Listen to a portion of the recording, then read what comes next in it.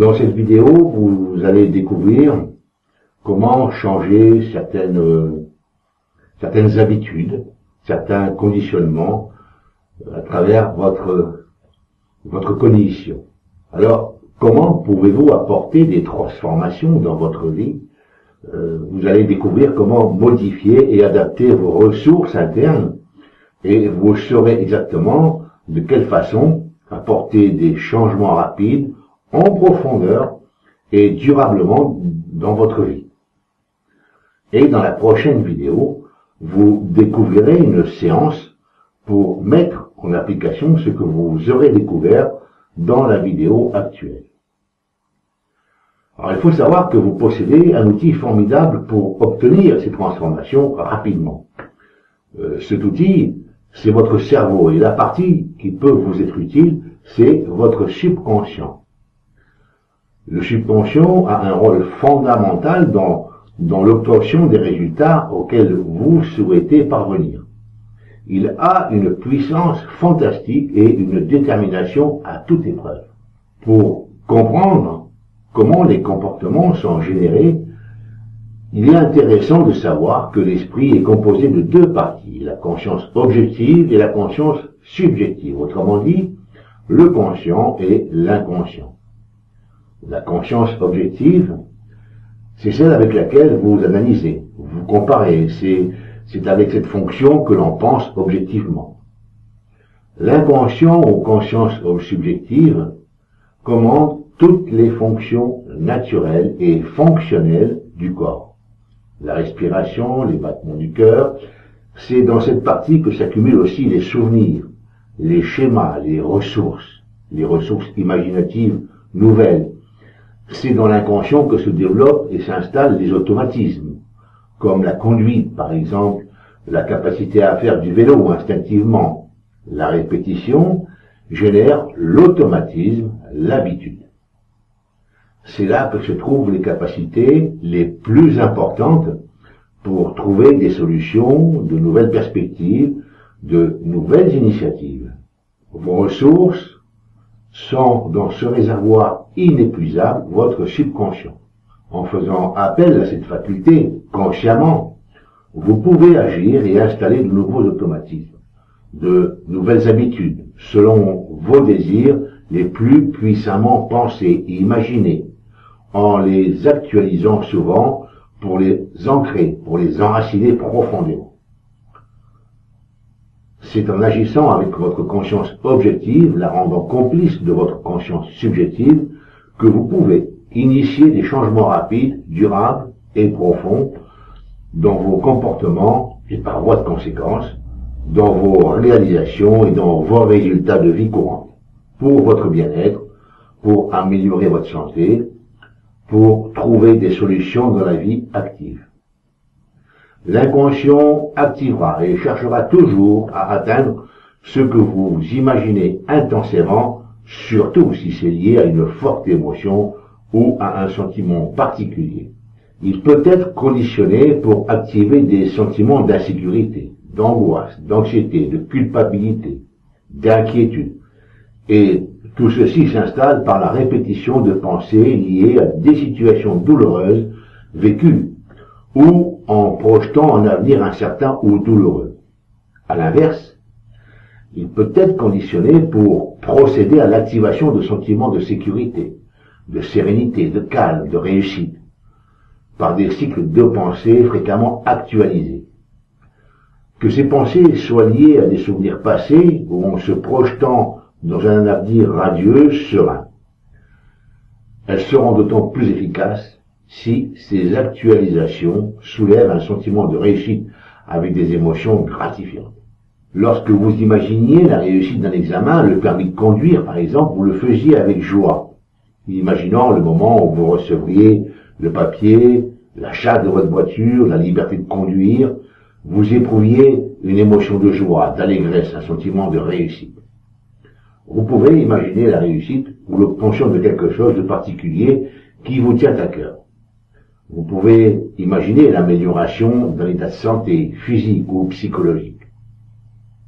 Le fait de pratiquer assidûment la focalisation sur un objectif particulier réussite, obtenir de l'assurance, de la sécurité, du bien-être, installe une nouvelle habitude dans votre subconscient et progressivement vous commencerez à agir, à vous comporter selon l'objectif que vous aurez assigné à votre inconscient et qui agira dans votre physiologie via le système neuro-végétatif.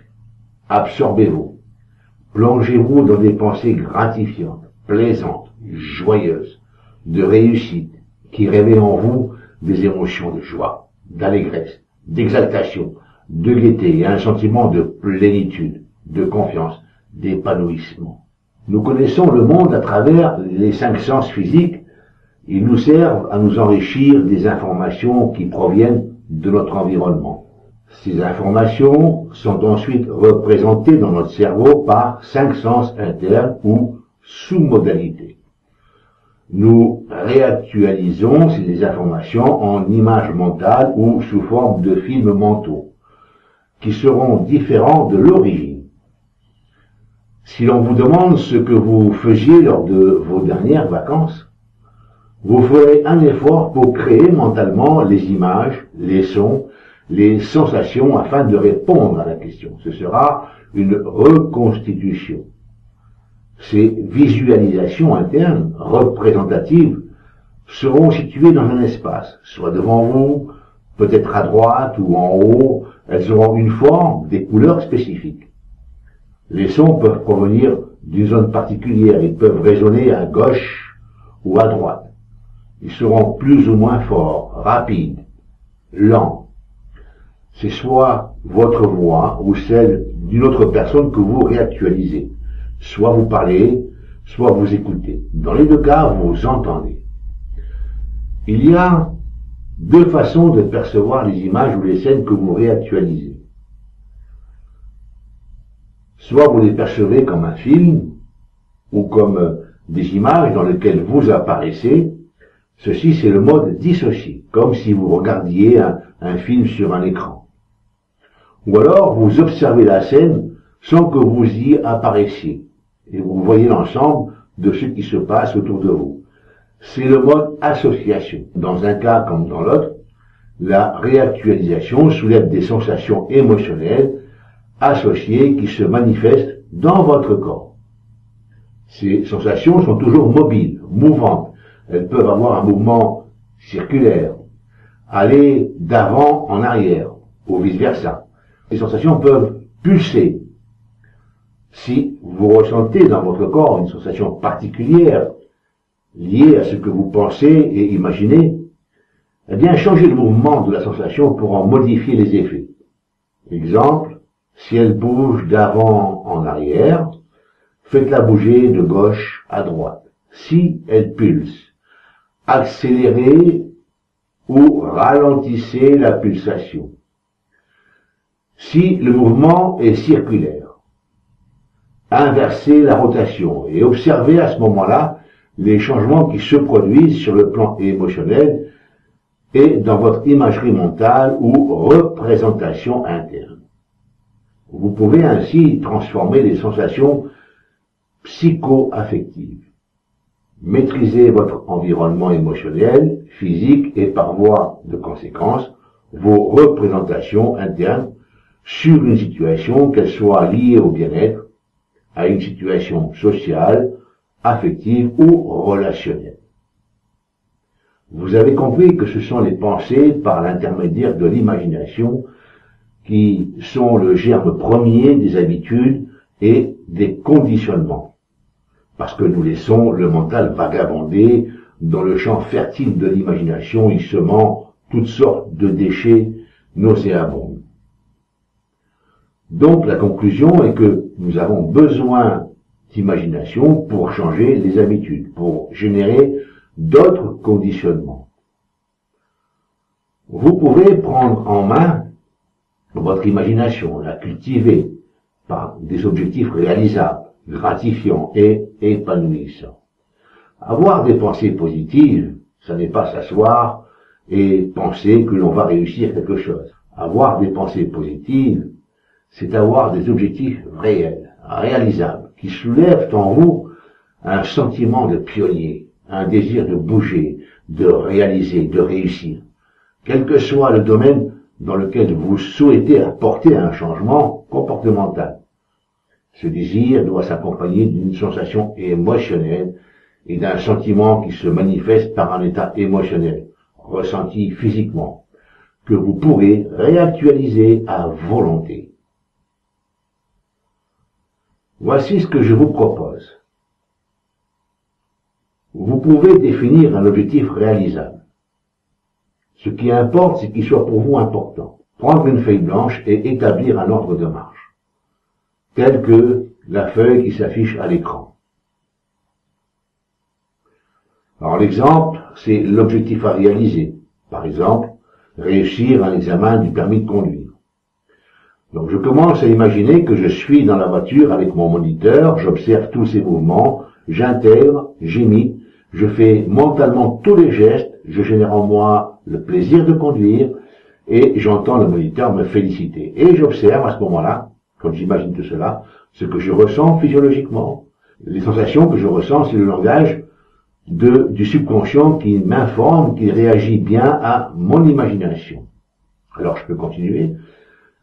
J'imagine que je suis seul dans la voiture, de l'auto-école, je roule sereinement avec assurance, je mémorise les panneaux, le trajet, les mouvements que je dois effectuer. Et, après, pendant que j'imagine tout cela, j'observe ce que je ressens physiologiquement, des sensations que je ressens dans mon corps m'informent que mon subconscient réagit bien à mon imagination. Et maintenant, j'imagine le jour de l'examen final. Je suis dans la voiture de l'auto-école que je connais et maîtrise parfaitement. Le contrôleur est assis sur le siège à droite. J'effectue toutes les vérifications et je démarre. Je roule avec assurance, avec confiance. J'effectue tous les gestes et je parcours le trajet facilement, avec beaucoup de maîtrise, d'adresse et d'habileté. Et là encore, pendant que j'imagine ça, j'observe ce que cette imagination, ces représentations internes, génèrent dans mon corps. C'est ce que je ressens, c'est le langage de mon subconscient qui, à travers mon système nerveux autonome, m'informe qu'il prend acte de mes nouvelles directives que je lui donne à travers mon imagination. Et je continue. J'imagine que je termine le parcours avec satisfaction. Je suis persuadé, sûr d'avoir effectué le trajet avec adresse et avec beaucoup d'habileté. Je me plonge vraiment dedans. Et j'observe ce que je ressens physiologiquement. Et là encore, je vais avoir des sensations. Et ces sensations, là encore, c'est le subconscient qui m'informe qu'il a pris acte des directives que je viens de lui donner à travers mon imagination. Et je continue. J'imagine le contrôleur me serrant la main, me félicitant avec chaleur de la conduite exemplaire et de la maîtrise parfaite du véhicule avec lequel j'ai effectué le trajet ainsi que de mon sang-froid. Je me plonge bien dedans, je vois les images, je vois le contrôleur, je l'imagine bien, je suis vraiment dans une forme de méditation présente. Et là, je ressens dans mon corps des sensations. Ces sensations que je ressens, là aussi, c'est toujours le langage de mon système, de mon subconscient qui, à travers le système neurovégétatif et le système nerveux autonome, m'informe qu'il a pris acte des nouvelles directives que je viens de lui donner et qu'il va les mettre à l'œuvre. Et donc, chaque fois que je vais replonger dans ce genre d'imagination, je vais avoir les mêmes émotions, les mêmes sensations physiques qui vont se réveiller, car je suis en train de former mon subconscient dans ce nouveau conditionnement, de lui générer une nouvelle habitude, l'habitude de la réussite. Ensuite, je continue, j'imagine le courrier avec mon permis de conduire ou le document qui est relatif au permis de conduire. Et là, je suis vraiment dans un bonheur total, réussite, liberté, indépendance. Bref, je vais pouvoir voyager, je vais pouvoir travailler, je vais pouvoir avoir ma voiture. C'est quelque chose de fantastique, ça va soulever des émotions très fortes dans mon corps. Je vais avoir la poitrine qui s'ouvre, je vais avoir la gorge qui va s'ouvrir, bref. Et ce que je ressens là encore, c'est le langage de mon subconscient qui m'informe qu'il a pris acte de mes nouvelles directives. Ainsi, le jour où je vais me présenter dans devant le moniteur pour passer mon permis de conduire, mon subconscient aura été habitué à tout ce que je lui ai induit, à tout ce que au conditionnement que j'ai préparé, c'est une préparation, que je vais effectuer pendant 21 jours, au minimum. Car il faut 21 jours pour qu'un changement se produise dans le cerveau. Les premiers 20 jours sont les plus difficiles et ensuite, le cerveau prend l'habitude et il démarre. Donc, il faut pratiquer ça pendant 21 jours et seulement à partir de ces 21 jours, il va commencer à intégrer réellement toutes les informations. Il va mettre 21 jours à changer, à s'habituer à la nouvelle forme de pensée et ensuite, il va l'intégrer définitivement. Voilà. Alors, relisez cette feuille tous les jours, imaginez des situations chaque jour, principalement le soir avant de vous coucher, et notez les sensations que vous ressentez dans la colonne prévue à cet effet. Merci de m'avoir écouté. Dans la prochaine vidéo, je vous donnerai un exercice de focalisation de pleine conscience pour ancrer votre objectif profondément dans votre subconscient. Merci de votre présence. Je vous invite à vous abonner sur mes différentes chaînes, à les partager avec vos proches et avec vos amis, afin qu'ils puissent aussi éventuellement bénéficier de ces vidéos que je prends énormément de plaisir à faire, car c'est un partage. Avant que je puisse le partager avec vous, d'autres en partagent avec moi, donc il est normal que je redistribue ce qui m'a été donné avec plaisir, avec joie et avec amour. Merci.